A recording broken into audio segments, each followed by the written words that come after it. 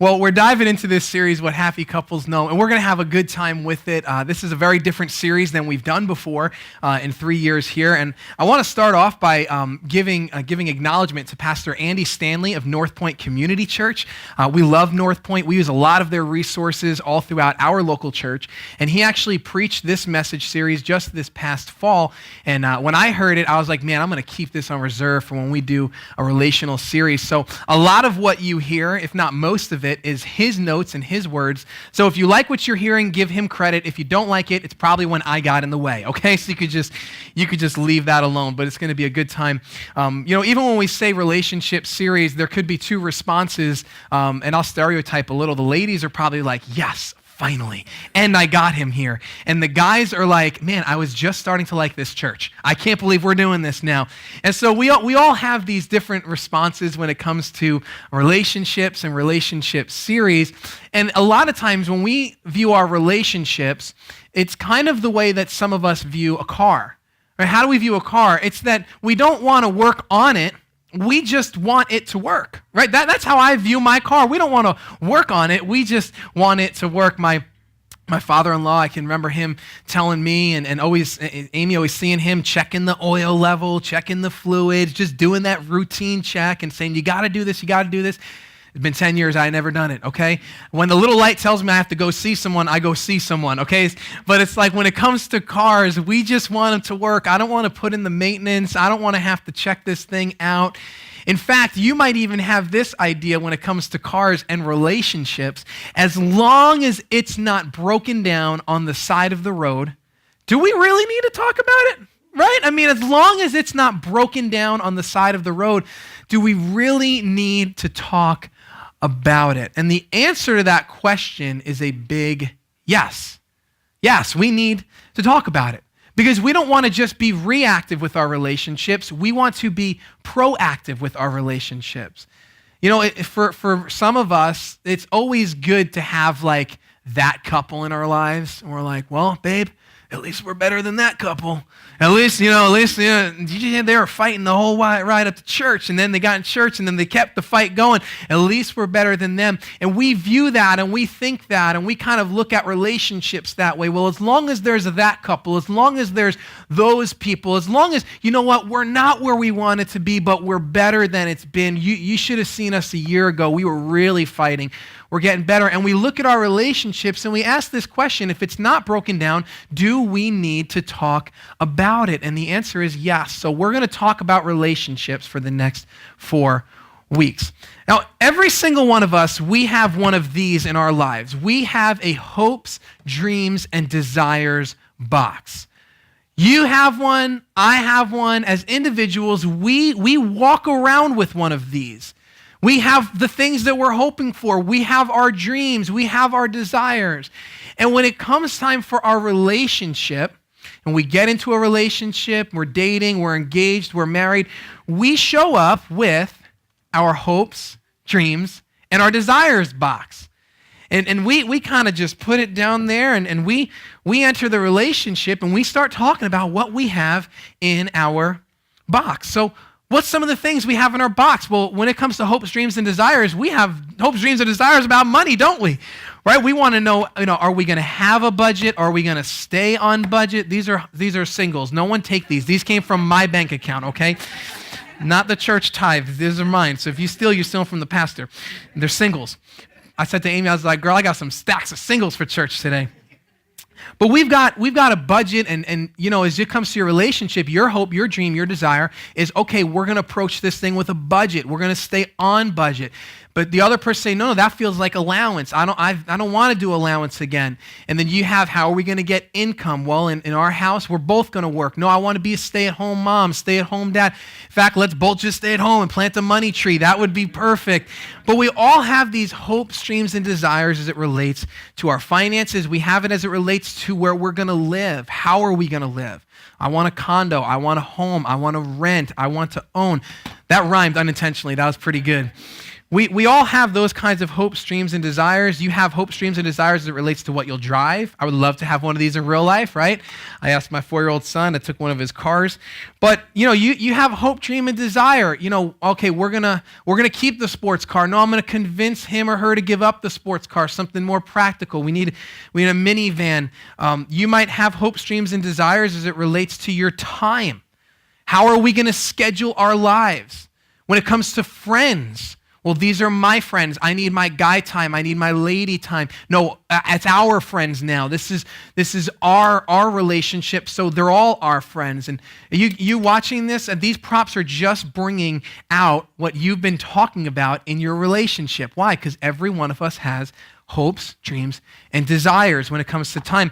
Maybe for some of you, you'd say, hey, I want to have a child. I would love to have children. Others are coming in saying, I don't want to have children. If you were an only child, you'd say, well, I don't want my kid to grow up alone, so we're going to have two children. And then if you say, well, we had 2 girls, we have to try again to get a boy, and you know what happens when you do that, right? And you have a 3rd girl, and then you just figure out, let's just keep going, let's shoot for a basketball team. And that's how some of you ended up the way you ended up. That's exactly how it happened. But you have hopes, dreams, and desires when it comes to children. Remember, I'm talking to you. You have a box, and then he or she has a box. But every one of us has a box. You have a box as it relates to travel and vacation time. Are we going to get on a plane? No, planes are scary. We're going to leave the plane in your box and not in my box. When it comes to vacations, I want to go to the beach. No, I just want to stay at home. I want to be in the city. How many of you, your ideal vacation is just lounging on a beach, right? There's a few of you in here. Or if you're like me, vacation is like, okay, from 8 o'clock to 8 o'clock, I have the itinerary. I have color-coded binders for what we're going to accomplish today because it's vacation and we have goals. But we all have those things. This is a big one in relationships. How are we going to do holidays, right? Who are we going to spend time with? Some of you are so gracious to your spouse. You said, listen, honey, I only want 3 holidays. We're going to spend Thanksgiving, Easter, and Christmas with my family, and we'll spend the other holidays with your family. So you get Halloween, you get Groundhog Day, President's Day. You can even take Abraham Lincoln's birthday because I'm generous. But you've got hopes, dreams, and desires. And then there's this one. You've got it when it comes to conflict resolution. Right? You have in your box, how are we going to resolve conflict? Because there's going to be conflict. There's going to be disagreement, argument. How are we going to work through that? And maybe in your box, it's we're gonna get it all out on the table. We're going to talk it all out. And then the other person saying, no, we're not going to do that. That's how feelings get hurt. We don't share everything. We just make sure what we share is actually true. And you might say, well, listen, this is how we're going to do it. We're going to just yell. No one leaves the table till we figure this out. No one's going in their room. No.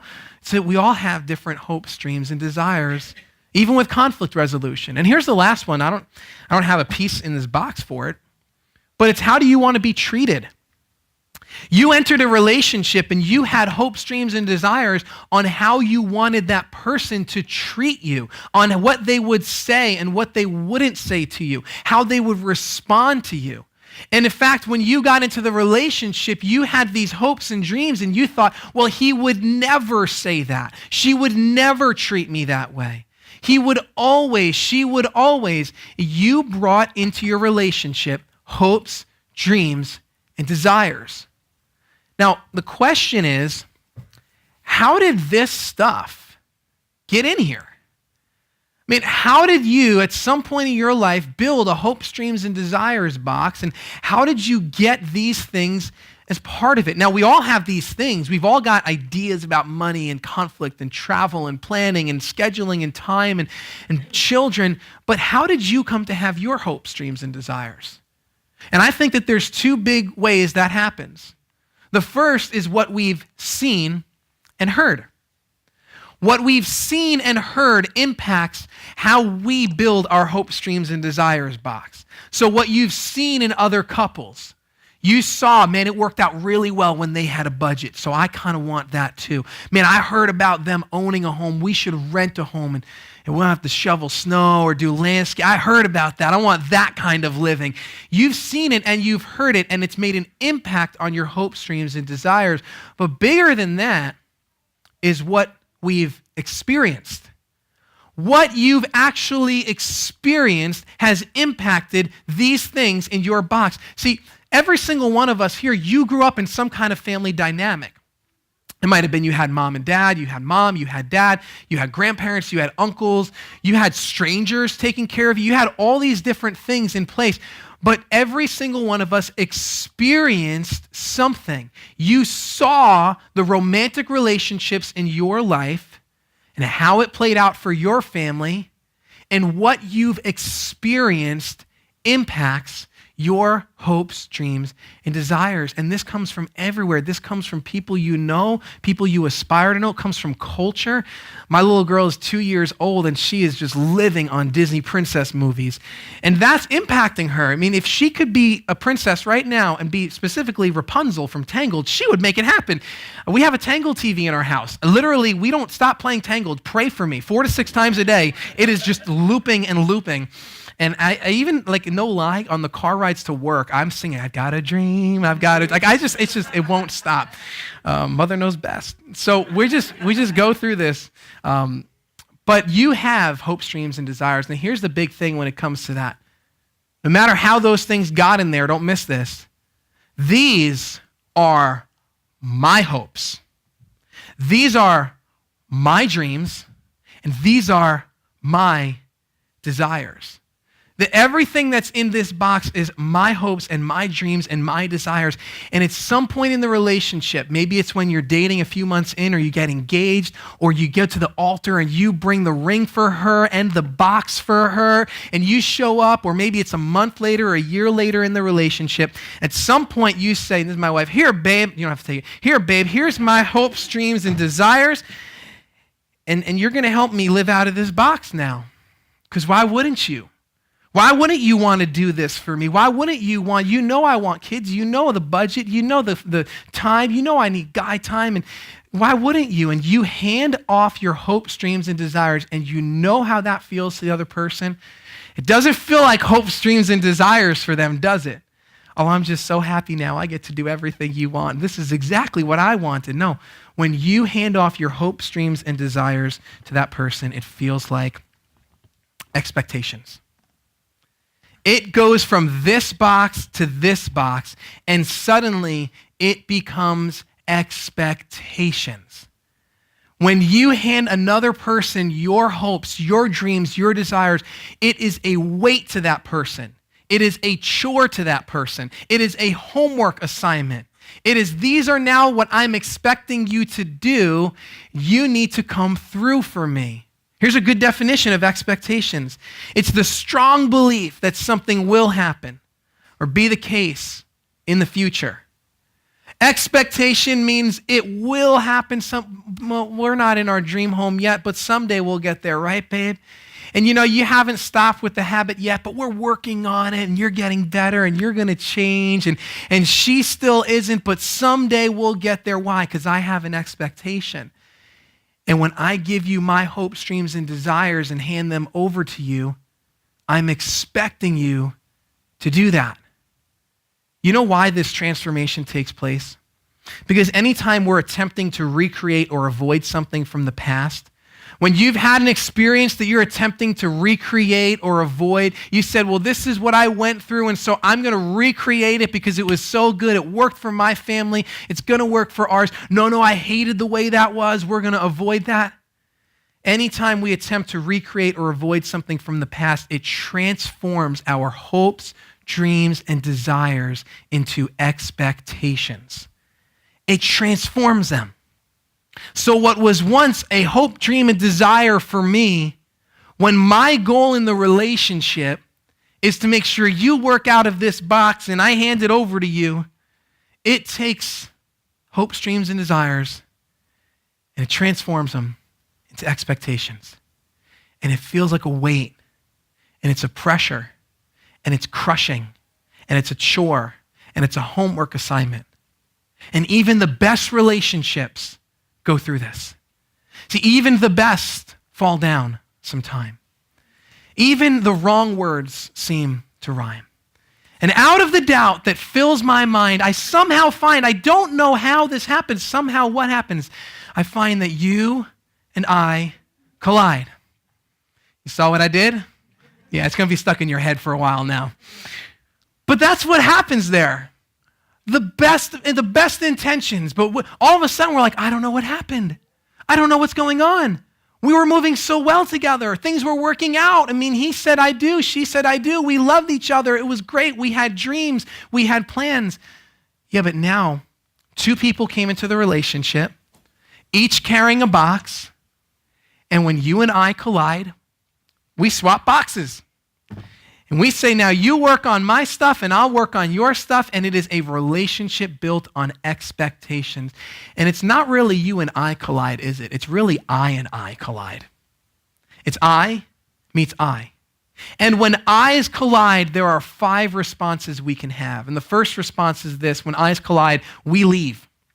The most extreme response, that you get into the relationship and you have your hopes, dreams, and desires, and they have theirs, and suddenly you're colliding and you're clashing, and man, I want a budget, I don't want a budget, I want kids, I don't want kids, I want to own, I want to rent, I want to drive, I don't want to drive, all of this. And when eyes collide, there is a possibility for you to leave. It's an extreme. It's not the way that Jesus would have it. Knowing Jesus changes that. We're going to talk about that in a little bit. But here's what's so interesting about we leave, because you know what you do? This is funny. Watch this. You take all of your stuff out of that relationship, you put it back in your box, and you say, fine, find someone else. And what goes with you? You do. You go where you go. And so you show up to a new relationship, and suddenly, wow, I never saw her that way. She looks great now. Let me try this relationship and see how it goes out. And it's just a cycle over and over. Because we leave doesn't really fix anything. So the next thing we do when eyes collide is we win, which is when we try to get someone else in the relationship to work out of our box. Now, you want an unhealthy relationship? I'm going to give you some unhealthy relationship advice, okay? You're going to want to write this down. These are 4 C's, 4 things you can do to have an unhealthy relationship. If you want to win and you want him or her to work out of your box, just do any of these 4 things. And it's you convince, we convict, we control, and coerce. You know what? I'm just going to convince you, babe, I love your box, but it's the wrong box. You've been working out of the wrong box this whole time. I've got the good box. Let me convince you why you should work out of my box. You know what? That's not working. I'll convict you. Why would you want to do that? Why wouldn't you want a budget? Why would you want kids? You saw how it worked out for your family. I love your parents, but you saw how it worked out for them, so we're not going to do that. And you put shame and guilt on that person, and you try to control them, and you try to coerce them because you're trying to get them to live out of your box, to be the winner. And what's so interesting is that when eyes collide and we win and someone says, I'll win on this case, the winner is happy and confused. I don't understand why she's so miserable. I don't get it, because all of your dreams are coming true, but none of theirs are. And you're saying, I don't know. I mean, things are getting better. She's doing a lot better now. He's making progress. We're working on him. No, it's just that you convicted or controlled or coerced or convinced that person to work out of your box. So you choose we win. The third thing, which is kind of the opposite of that, is we conform. Whoever doesn't win figures, if I'm not going to get what I want, I might as well bring down the tension in the relationship and just do what that person wants. So we conform. And we say things like, as long as he's happy, I'm happy, and happy wife, happy life, and I'll just do what he wants. It keeps the tension low. We're not fighting as much anymore because I've conformed. But when that happens, and if you've ever done this, you know it's true, you get such a low view of yourself and your self-worth. You don't feel like you're made in the image of God any longer. You don't feel like you're equal with the person you're in relationship with. You feel less than because that person's winning and that person's box is being used, but you've conformed and you lost a piece of yourself. And what's interesting when that happens is the person you're with actually doesn't like you as much anymore because now you've changed and you're just kind of bowing out, and it's this weird cycle. It doesn't work when eyes collide. And the last one we'll talk about right now, the fourth one, the most common one is I've talked to couples leading into their marriage or even after their marriage is we compromise. Compromise is tricky because compromise feels and sounds right. In a compromised relationship, in a compromised marriage, it is 50-50. It's give and take. It's I'll do my share, you do your share. You're responsible for this, I'm responsible for that. We did Thanksgiving with your family on the even years, we're doing it with mine on the odd years. We've compromised, we've split this thing. And it sounds good, and I'll tell you what, it will actually work. It's not going to be a whole lot of fun. You might go the distance in marriage. Maybe you've said or heard things like, well, we finally figured it out and we worked things out and we just know he needs that and I need this, and as long as we both do our part, we're good. But you know what the problem is with compromise? It is filled with scorekeeping. Because you're always wondering, is he going to keep up his end of the deal? I'm keeping tabs. We made an agreement. We already discussed this. So because we compromised, I want to watch to see if you come through. Because if you don't come through, I get extra points. 100 points for me. All right? I get more points here because you fell. You didn't keep up your end of the deal. I didn't keep up my end. And in a compromised, scorekeeping relationship, there is low levels of trust. I can't trust you. I don't know if you're going to actually come through. And where there is low trust, there is low intimacy. See, singles, as you're dating or engaged or whatever that looks like, and you're wondering, what is the secret or what is it to healthy sex in marriage? It has nothing to do with sex and physical. It has to do with intimacy and trust. Because you cannot fully give yourself to someone that you do not fully trust. You're not going to turn over your whole self to someone that you're keeping score on to know, are they going to hurt me? Are they going to let me down? I mean, they've done it before. We 50-50 split this. I said Thanksgiving at my house, and just because his dad's sick, we have to go there. Doesn't that sound so crude? But you've done it, and you've thought it, right? Extremes. But that's what a compromised relationship looks like. And you don't trust each other, and there's no intimacy. The other weird part of a compromised relationship is it's actually fueled by a commitment to the wrong thing. You're not committed to the other person in a compromised relationship. You're committed to your marriage. And that sounds good. And it's a nice t-shirt and bumper sticker. I'm committed to my marriage. But here's the truth. You didn't marry a marriage. You're not dating a relationship right now. You married another person. You're engaged to another person. And I'm committed to my marriage is great, and you should be for marriage. It's better than being against marriage. But being committed to my marriage puts you at the center of it again. Why? Because we say, I want my marriage, my relationship to work. Well, I'm not going to have my kids grow up in a home without you. So we're going to figure this out because it's about my hopes, my dreams, and my desires. So when eyes collide, we do one of 5 things. We leave, we win, we conform, we compromise. But no matter what we do here, don't miss this. When eyes collide, we loses every time. When eyes collide and we choose one of those 4 things, the relationship suffers. The relationship loses. We loses. You glad you came to church today? Who's feeling inspired and lifted up? Nobody. Now, the good news is there's a 5th option. There's the option that happy couples know. Because you're going to come into the relationship with your hopes, dreams, and desires. And you're going to collide. There's a 5th option. It's the happy couples option. And we're going to talk about that next week. That's kind of a cliffhanger. Oh my goodness, what a waste of church. Don't say that. Don't think it. We're going to talk about it next week because we need to spend 30 minutes talking about that.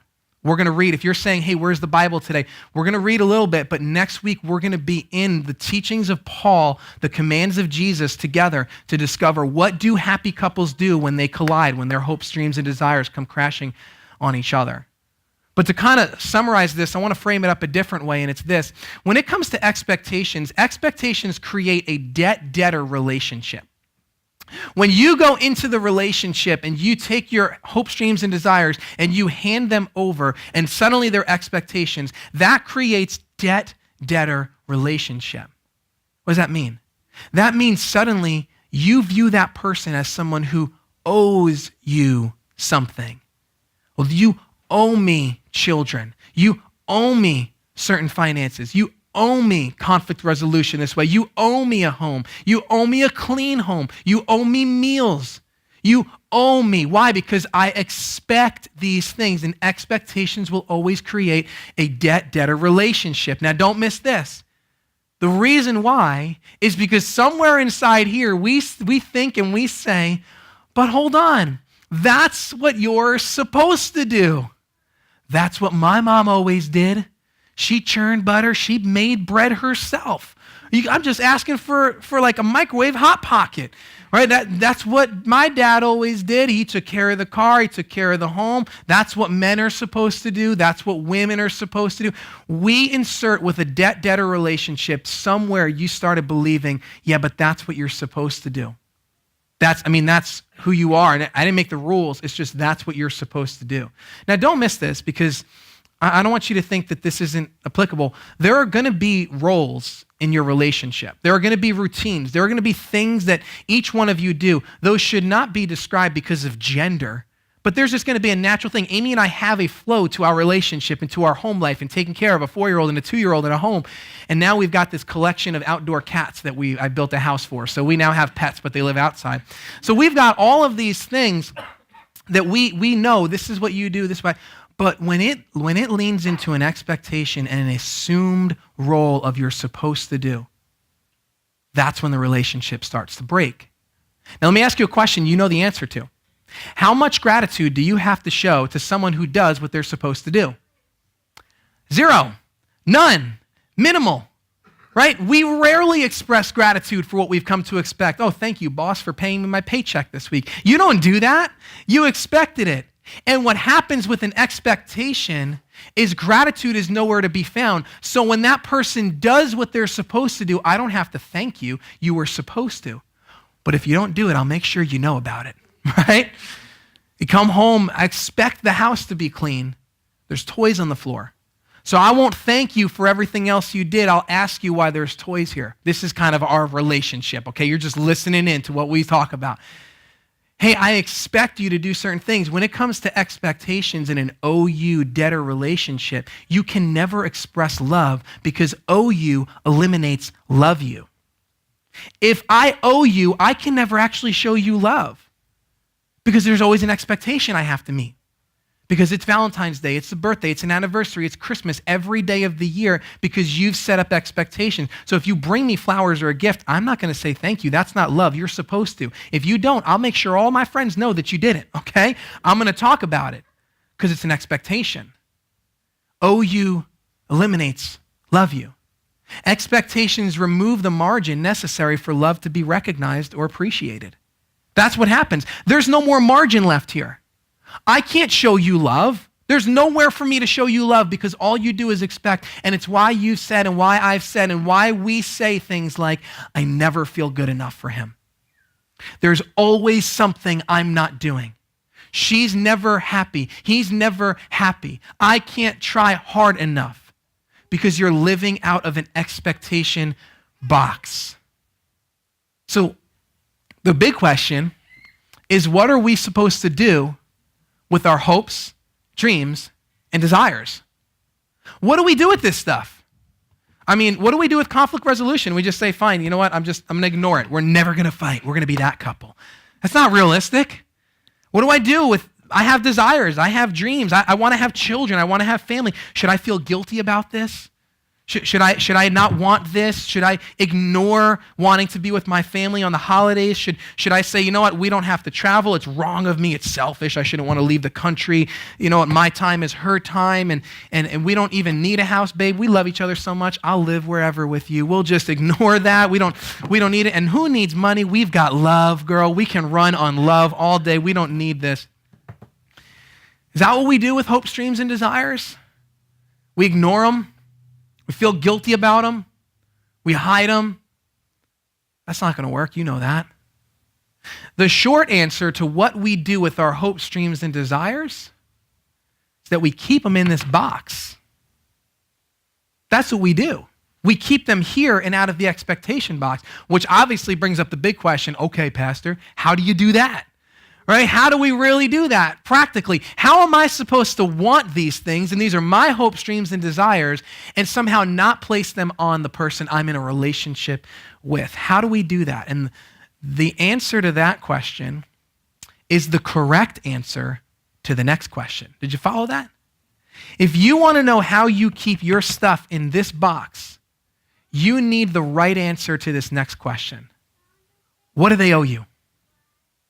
And you don't like that question. I don't like that question. You know why? Because you already know the answer. What's the answer? Nothing. What do they owe you? Nothing. Happy couples know the answer to that question is they owe me nothing. Let me frame it this way. They owe me nothing, and I owe them everything. I don't place expectations on them, and yet I give them everything. I am grateful for everything they do because they don't owe me anything. And when you start to live that out, start to become a happy couple.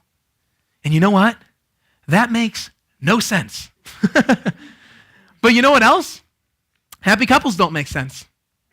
If you've met them, you know that. You'll look at a happy couple and you'll say, I don't get it. They have no money and yet they're happy. Or they have tons of money and they're happy. They just want children and they can't have kids and yet they're happy. They have tons of kids and yet they're happy. It doesn't matter about the dream stuff. At some point, they made a decision. You owe me nothing. I am no longer going to place expectation on you. I'm going to be grateful for everything you do because I have no expectation. And yet, at the same time, I will give up everything for you. Now, if you are a Christ follower in this space and you would say Jesus is your Savior, you are positioned in an advantage way. Because this is the message of Jesus. This is what Jesus did. This is the heart of the gospel, that God looks at humanity and looks at you and looks at me and says, I'm going to give up everything for you and I'm not going to expect anything in return. I am going to love you. See, Jesus took 613 commandments and in a conversation reduced it to 2. And on his last night before being crucified, he gives us what we call the command of Jesus. Because he said, my command is this: love each other as I have loved you. In fact, when you read other parts in John's remembering of that night, Jesus starts off by saying, this is a new commandment I give you, love each other. To which they would be like, Jesus, we've heard that before. We know to love each other. No, I'm not done yet. Love each other as I have loved you. The old way of loving each other was do unto others as you want them to do unto you. Pay into that so you can get something back. An eye for an eye, a tooth for a tooth. But the command of Jesus is, no, you love as I have loved you, which if you don't know, the way that God loved you is unconditional. It is he sent his son to this world so that you might know him as God, as Father. And he didn't do it saying, I'm only going to do it for those who actually respond to me. No, God so loved the world that he gave his son. That is the gospel. At the heart of Christianity, it is, this is what's been done for me. God so loved me and expected nothing in return. Jesus died for me while I was still a sinner, while I was still an enemy of God. God sent his son to this world. And if you're a Christ follower, that's what a Christian marriage is. It is you remembering Jesus, your Savior, who loved you unconditionally, and so you apply that in your relationship. Years later, a man named Paul came along and he took the command of Jesus and started specifically showing us how it works. And we're going to read his words next week as he wrote about marriage. But look at this. He says, walk in the way of love just as Christ loved us and gave himself up for us. This is the way we walk in Christ's love. We give ourselves up for our spouse in a relationship. Meaning, this is weird, a Christian marriage should be a submission competition. It shouldn't be you submit to me because that's who you are. We're going to talk about that next week. You're not going to want to miss it. It should be a competition. Who can out-submit to the other person? Let me say it this way. It should be a race to the back of the line. You should always be looking to say, no, your turn. You go first. I want to serve you. I don't expect anything. I'll do it. The only thing you should fight about is who's going to hold the door for each other, okay? Like no one's ever going to enter the house because you're always saying, I want to do for you. Isn't that the happy couple, happy relationship you signed up for? Where you love. This is what happy couples know. Submission, competition. Now, this is a lot. We're setting up the framework for the next couple weeks. So I want to give you 2 questions to consider for this week. Now, before I give them to you, I want to be clear. Don't talk to your spouse about these questions. Okay? Do I need you to do a Scout's honor with me?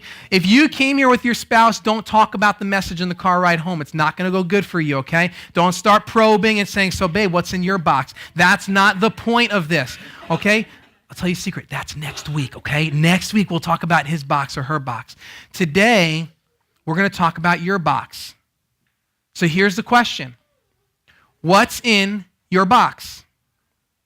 And I want you to think about this. And I want you to make a list this week. And if you're in groups, your groups are going to help you with that. Wednesday and Thursday in our families groups online.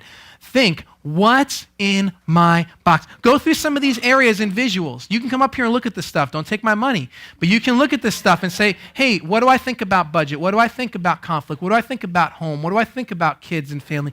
I just want you to start thinking about what's in your box. And then the next question, this is only for you. Don't start talking yet.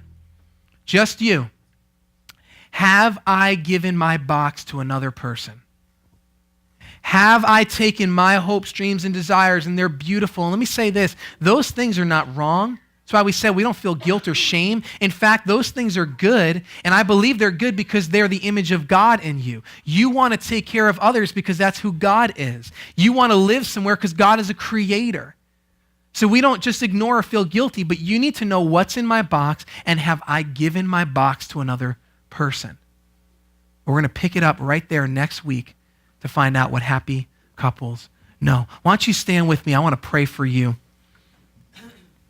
That God would take what we've discovered today and plans for next week to come back. We're really going to dive into the teachings of Paul and Jesus and start to unpack what does this look like in our relationships. Today's laying the foundation and the framework for this, and I just want to pray that you would take all of it and go back into your relationships, or if you're single, start to process through it and start to think, man, how am I going to use this someday? How am I going to help others with this? So let me pray for you. Heavenly Father, I thank you for every person in this space. I thank you for our online family watching.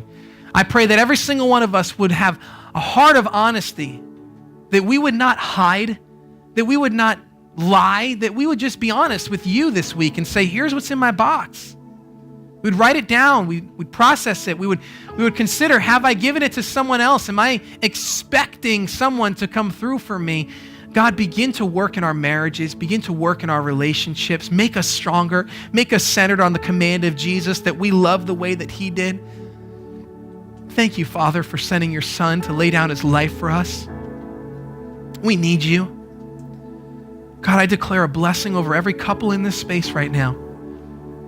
February 3rd is the start of a new relationship in their current relationship. It's a new season. It's new ideas, it's new methods, it's new ways, and they are all built on the command of Jesus to love just as he loved. In his name we pray, amen.